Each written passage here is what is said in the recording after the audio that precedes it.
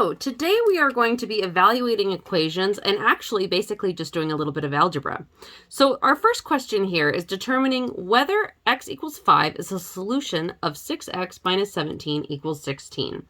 So if we want to find out if this is a solution of this, all we have to do is substitute in. Anytime there's an x, we're going to put in a 5. So I'm going to rewrite this 6x minus 17 equals 16. Now I'm going to put in that 5 whenever there's an x. So 6 times 5 minus 17 equals 16. I now need to just solve this. So 6 times 5 is 30 minus 17 equals 16. If I take 30 minus 17, what am I actually going to get here? I don't think I'm going to get 16. So let's check here. 30 minus 17 is equal to 13. Does 13 equal 16? No.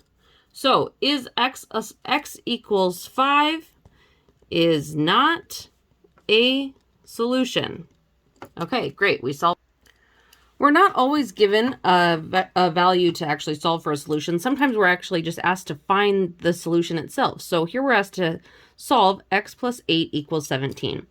In order to do that, I want to isolate the x variable by moving things around. So using the subtraction property of equality, I can subtract 8 from both sides of this. So I bring down the x. 8 minus 8 is going to cancel out and be 0. And then I'm just going to be left with 17 minus 8, which is equal to 9. So we solved x equals 9. We can also do this with something here, like we have addition. So solve 91 equals y plus 45. I want to isolate the y.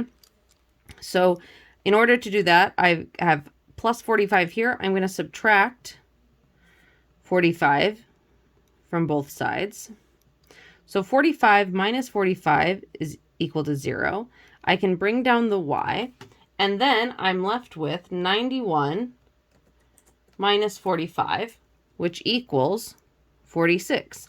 And if we wanted to, we could rewrite this so that it's y equals 46 from left to right, but it doesn't really matter, although I like the second way better. All right, we could also solve something like this. We have x minus 9 equals 13.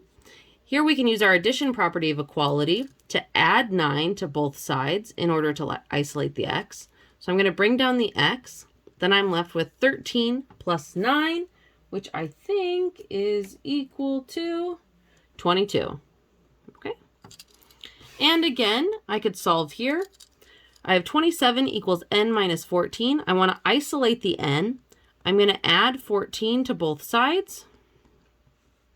So I can cancel out these 14s. I'm left with n here. And then I just need to add this. So 7 plus 4 is 11. I'm left with 41. Okay. We might also be asked to translate something into an algebraic expression. So here we've got 3 examples. The sum of 7 and 6 gives 13.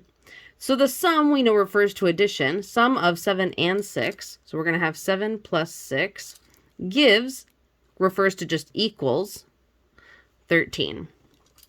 Here we have the product of 6 and 9 is 54. We know that product refers to multiplication. So 6 and 9 is 54. That is going to be the equals. So 6 times 9 is 54. Remember, you can write this a number of different ways because we have all those different ways to write the notation of multiplication.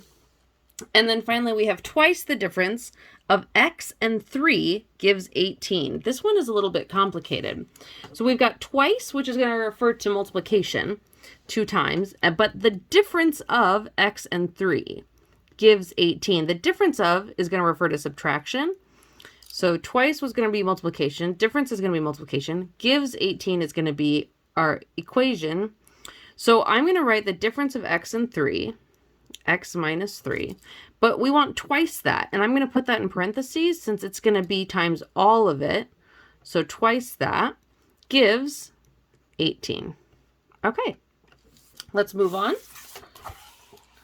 Oh, we could solve these if we wanted to. Like we could solve this one if we wanted to, but I don't need to right now. Okay, that's it. Actually, sorry, I thought I wasn't done, but I am. So I could solve this just by dividing both sides by 2. So I cancel out this 2. I'm left with x minus 3 equals 9. I add 3 to both sides. I'm left with x equals 12. Okay, that's it. Sorry, that was pretty simple algebra. I will see you in class. Please bring any questions you have. I look forward to seeing you then. Bye.